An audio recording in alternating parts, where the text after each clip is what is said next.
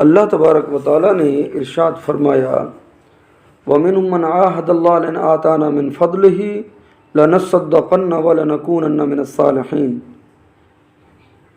کہ کچھ لوگوں نے اللہ تعالیٰ سے یہ وعدہ کیا کہ اگر اللہ تعالیٰ ہمیں مال عطا فرمائے گا تو ہم صدقے بھی کریں گے اور نیک بندوں میں شامل ہو جائیں گے۔ پھر رب تعالیٰ نے جب انہیں عطا فرمایا اپنے فضل سے، انہوں نے بخل کیا اور پیٹھ پھیرتے ہوئے وہ پلٹ گئے۔ بخلوا بہ وتولوا وہم معرضون۔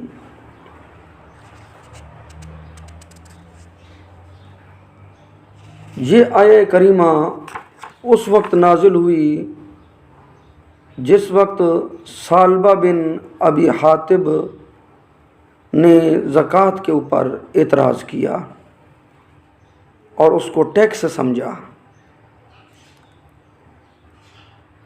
پوری بات یہ ہے کہ آقا کریم صلی اللہ علیہ وآلہ وسلم کی بارگاہ میں ایک آدمی آیا جس کا نام ثعلبہ بن ابی حاتب تھا۔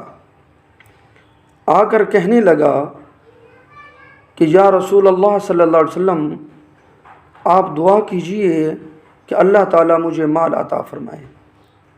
آپ صلی اللہ علیہ وسلم نے ارشاد فرمایا افسوس ہے تم پر اے ثعلبہ، تم شکر کم ادا کرتے ہو اور زیادہ مال اگر تمہیں مل جائے تو تم شکر ادا نہیں کر سکتے۔ اس نے دوبارہ کہا تو آپ صلی اللہ علیہ وسلم نے ارشاد فرمایا کہ تم اس سے خوش نہیں ہو کہ تم اللہ کے نبی کی مثل ہو جاؤ۔ یعنی میں اس بات کو پسند کرتا ہوں کہ ایک ٹائم میرے پاس ہو دوسرے ٹائم نہ ہو۔ ایک تو الفقر فخری۔ بس اس نے کہا آقا کریم صلی اللہ علیہ وسلم کی بارگاہ میں کہ اس ذات کی قسم جس نے آپ کو حق دے کر بھیجا ہے، اگر آپ صلی اللہ علیہ وسلم نے دعا کی اللہ تعالیٰ سے اور اللہ تعالیٰ نے مجھے مال عطا فرما دیا تو میں ضرور بھی ضرور ہر حقدار کو اس کا حق ادا کر دوں گا۔ تب رسول اللہ صلی اللہ علیہ وسلم نے اس کے لیے دعا کی کہ اللہ ثعلبہ کو مال عطا فرما۔ اللہ تعالیٰ نے اسے بکریاں دیں، اس نے بکریاں پال لیں۔ کچھ مدت گزری کہ بکریوں سے مدینہ منورہ تنگ ہو گیا، اتنی زیادہ بکریاں ہو گئیں۔ پھر وہ مدینہ منورہ سے باہر مدینہ کی وادیوں میں ایک وادی میں جا کر ٹھہرا۔ ظہر اور عصر کی نماز پڑھنے کے لیے وہ مسجد میں آتا، باقی ٹائم بکریوں کے ساتھ گزارتا۔ پھر اس کی بکریاں اور زیادہ ہو گئیں، پھر ظہر عصر کی نماز بھی اس نے ترک کر دی، پھر فقط جمعہ پڑھنے کے لیے آتا تھا۔ پھر بکریوں میں اور اضافہ ہو گیا، پھر جمعہ بھی جاتا رہا، پھر جمعہ پڑھنے بھی نہیں آتا تھا، اتنا مال ہو گیا اسی میں مصروف۔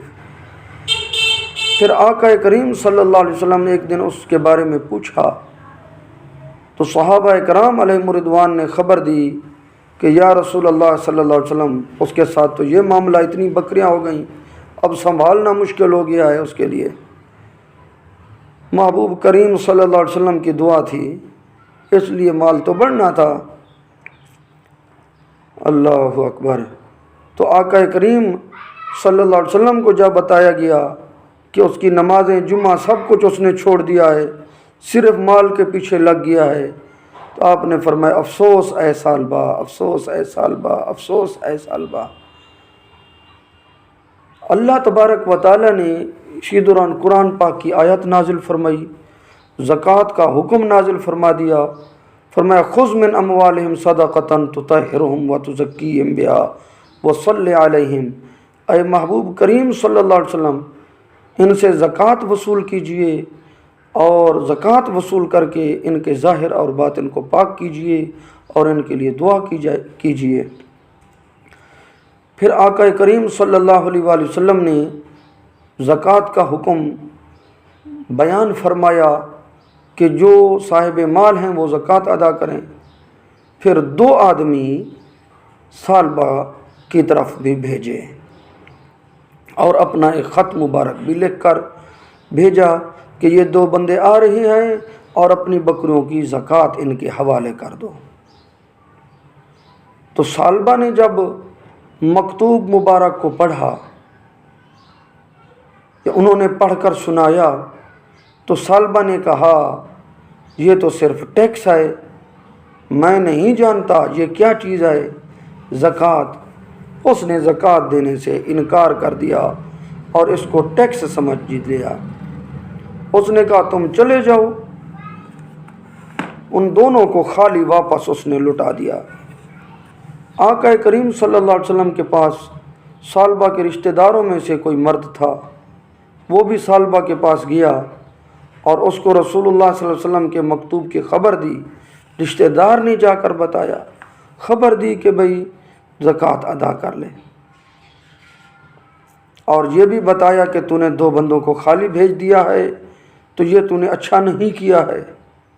پھر ثعلبہ خود رسول اللہ صلی اللہ علیہ وسلم کی بارگاہ میں حاضر ہوا اور آپ سے سوال کیا کہ آپ اس سے زکوٰۃ کو قبول فرما لیں۔ یا رسول اللہ میں زکوٰۃ دینا چاہتا ہوں، زکوٰۃ قبول فرمائیں۔ پہلے میں 2 بندوں کو خالی لوٹا بیٹھا، غلط کر بیٹھا، اب مہربانی کریں زکوٰۃ قبول فرما لیں۔ پہلے اس نے یہ کہا تھا کہ یہ تو ٹیکس ہے، میں نہیں جانتا، یہ کلمہ پڑھانے کا ٹیکس ہے۔ اس نے یہ کہہ دیا تو بے ادبی کر بیٹھا۔ اللہ تعالیٰ کی طرف سے محبوب کریم صلی اللہ علیہ وسلم کو پیغام آیا، فرمایا اے محبوب اب یہ 1,00,000 مرتبہ ہے، اس کی زکوٰۃ قبول نہیں کرنی، اس کی زکوٰۃ قبول نہیں کرنی۔ اب اس نے یہ بات کہہ دی کہ یہ ٹیکس ہے اسلام کا۔ اللہ تعالیٰ سخت ناراض ہو گیا۔ محبوب کریم صلی اللہ علیہ وسلم کی بارگاہ میں پیغام مل گیا کہ اس کی زکوٰۃ قبول نہیں کرنی۔ اس کے رشتہ داروں نے سمجھایا بھئی زکوٰۃ دے دے۔ اس نے پھر وہ آیا حضور صلی اللہ علیہ وسلم کی بارگاہ میں آ کر کہا یا رسول اللہ صلی اللہ علیہ وسلم کہ آپ زکوٰۃ قبول فرما لیں میری۔ آپ صلی اللہ علیہ وسلم نے فرمایا اللہ تعالیٰ نے مجھے تمہاری زکوٰۃ کو قبول کرنے سے منع فرما دیا ہے۔ پھر وہ اپنے سر پر خاک ڈالنے لگا۔ آپ نے فرمایا یہ تمہارے عمل کا نتیجہ ہے، تو نے یہ بات کہہ دی یہ اسلام کا ٹیکس ہے، یہ تمہارے عمل کا نتیجہ ہے۔ میں نے تمہیں حکم دیا تھا، تم نے میری بات نہیں مانی، اس وقت نہیں مانی میری بات، میں نے حکم دیا تھا زکوٰۃ کا، اب میرے رب نے مجھے منع کر دیا تیری زکوٰۃ قبول کرنے سے۔ پھر وہ اپنے گھر لوٹ گیا۔ پھر آقا کریم صلی اللہ علیہ وسلم کا وصال مبارک ہو گیا اور آپ نے اس سے زکوٰۃ کچھ قبول نہیں فرمائی۔ جو اسلام پر اعتراض کرے اس کی کیا زکوٰۃ قبول کرنی ہے۔ پھر حضرت ابو بکر صدیق رضی اللہ تعالیٰ عنہ جب خلیفہ ہوئے، ثعلبہ نے ان سے کہا کہ آپ اس سے زکوٰۃ قبول کر لیں۔ انہوں نے انکار کر دیا کہ میرے آقا کریم صلی اللہ علیہ وسلم نے قبول نہیں کیا، میں کیسے کر لوں تیری زکوٰۃ قبول۔ پھر جب حضرت عمر فاروق رضی اللہ تعالیٰ عنہ خلیفہ ہوئے تو اس نے ان سے سوال کیا کہ وہ اس سے زکوٰۃ قبول کر لیں، تو حضرت عمر فاروق رضی اللہ تعالیٰ عنہ نے بھی انکار کیا۔ پھر جب حضرت عثمان غنی رضی اللہ تعالیٰ عنہ خلیفہ ہوئے تو اس نے ان سے سوال کیا کہ وہ اس کی زکوٰۃ قبول کر لیں، تو حضرت عثمان غنی رضی اللہ تعالیٰ نے بھی اس کی زکوٰۃ قبول کرنے سے انکار کیا اور فرمایا تمہاری زکوٰۃ کو نہ رسول اللہ صلی اللہ علیہ وسلم نے قبول فرمایا، نہ ابو بکر صدیق رضی اللہ تعالیٰ نے قبول کیا، نہ عمر فاروق رضی اللہ تعالیٰ نے قبول کیا، اور نہ میں قبول کروں گا۔ پھر آپ نے بھی قبول نہیں کی۔ وجہ کیا ہے؟ اسلام پر اعتراض کی وجہ ہے کہ اس نے کہا تھا یہ صرف ٹیکس ہے۔